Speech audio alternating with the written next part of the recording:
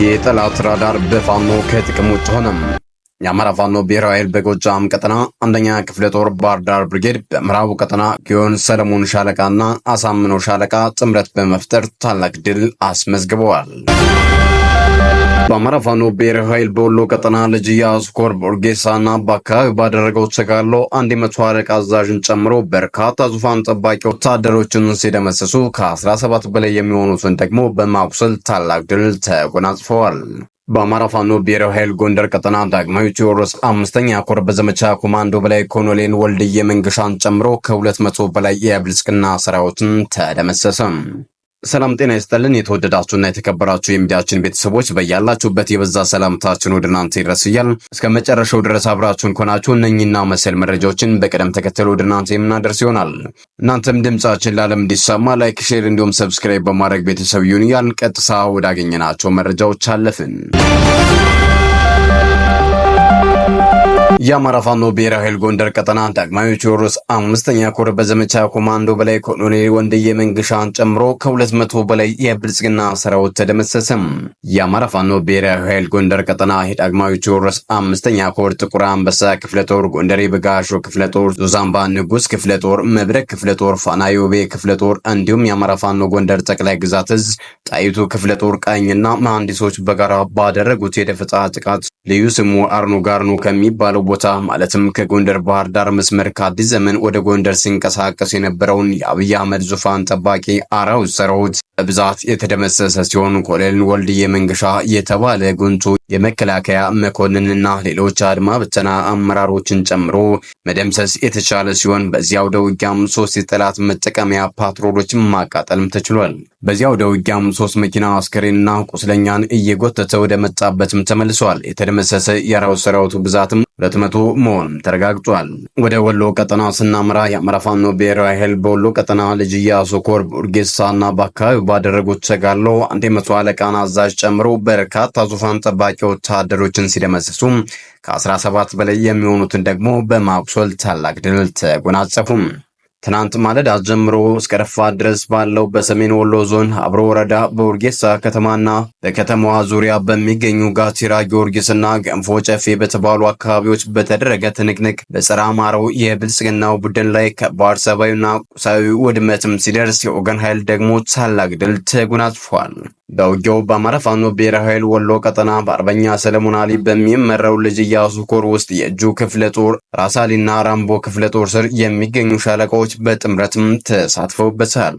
በዚያው ውጊያ ከወደ ጠላት ኃይል 100 አለቃ ማዕረግ ያለው ወታደራዊ አዛዥን ጨምሮ በርካታ ወታደሮች ሲገደሉ ከ17 በላይ የሚሆኑት ደግሞ መቁሰላቸውን ለማረጋገጥ ችለናል። በተጨማሪም በርካታ ቁጥር ያለው ክላሽንኮቭ መሳሪያና የቡድን እንዲሁም የነፍስ ወከፍ መሳሪያ ተተኳሽ በእጃችንም ገብተዋል። ጣና ገላውዲዮስ ክፍለ ጦር የአገዛዙ አራዊት ሰራዊት ከአርብ ገበያ ወደ ደብረ ታቦር ለማለፍ ሲሞክር ገላውዲዮስ ላይ በአፈር ዋናት ብርጌድ በተወሰደበት የደፈጣ ምት ቁሳዊ አካላዊ ጉዳትም አስተናግዷል። በዚህም ደፈጣ ውጊያ ከፊት በአርበኛ ታደለ ምሬና በአርበኛ ብርሃን መሪነት ውጤታማ ስራ ሲከናወን ዙፋን ጠባቂው የአብይ ሸኔ ወታደር ከፍተኛ ኪሳራም እንዲጎነጭም ተደርጓል።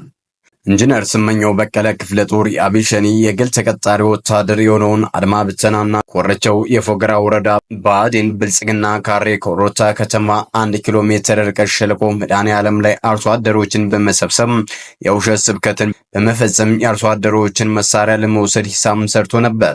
ነገር ግን መረጃው ቀድሞ የደረሳቸው የአሳምነው ጽጌ ብርጌድ ፋኖች ባደረጉት የወትሮ ዝግጁነት የአብይ ተላላኪዎችን አሳፍረው ስብሰባውንም በትነውታል።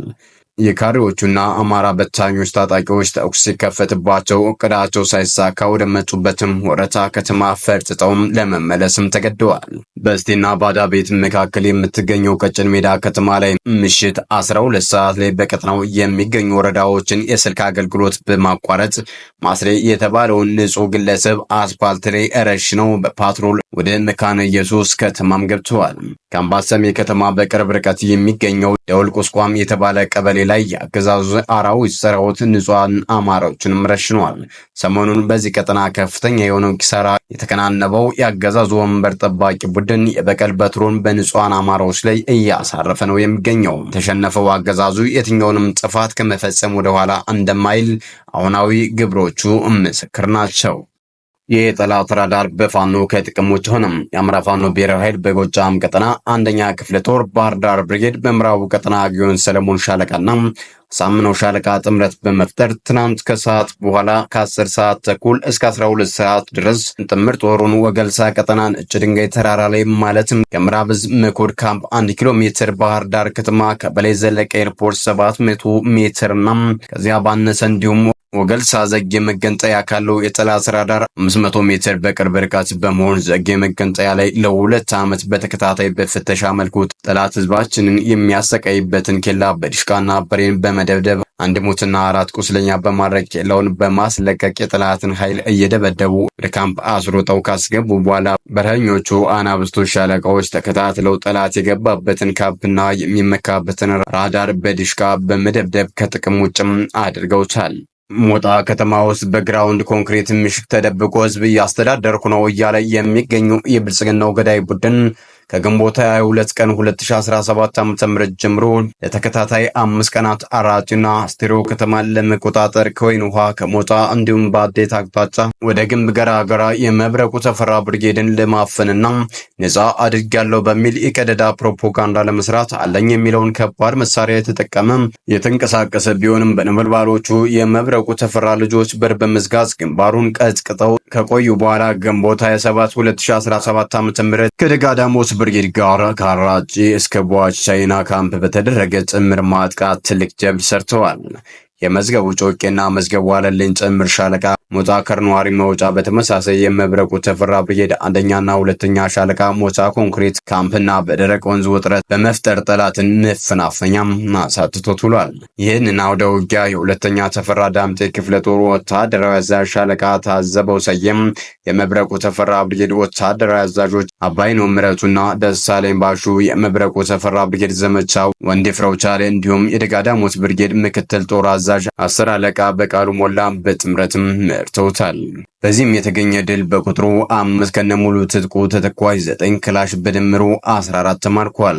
37 ሞትና ከ25 በላይ ቁስለኛ በሁለት መኪናም ጭኖ ሄዷል። ከ2400 በላይ የክላሽ ተተኳሽና ከ500 በላይ የብሬን ተተኳሽም ተማርኳል። በሌላ ዜና በሁለተኛ ክፍለ ጦር ሚካኤል ዘመቻ 50 አለቃ ሽፈራውና በዮሐንስ አለማየሁ ብርጌድ ጦር አዛዥ ሻለቃ አዜ ስመው የተመራ የሁለተኛ ተፈራ ዳምጤ ክፍለ ጦር አዳኙ ኮማንዶ ተወርዋሪ ኃይልን እና ዮሐንስ አለማየሁ ብርጌድ በጋራ ቆንጅ ቆልላ አዲስ ዓለም ከተማና ግንብ ገረገራ በተባለ ቦታ ውጊያ የተካሄደ ሲሆን 5 ሞትና 3 ቁስለኛ በማድረግ ጠላት አስከሬኑን እያዝረከረከ እንዲመለስ ቢያደርግም ከአዴትና ባህር ዳር ኃይል በመጨመር ለጊዜው ወደ ነበረበት ቦታም ተመልሷል። ሰላም ጤና ይስጥልን። የተወደዳችሁና የተከበራችሁ የሚዲያችን ቤተሰቦች ለሰዓቱ የነበሩን መረጃዎች እነዚህን መስሉ ነበር። በሌላ መረጃዎች እስከምንገናኝ በያላችሁበት ሰላም ቆዩልን።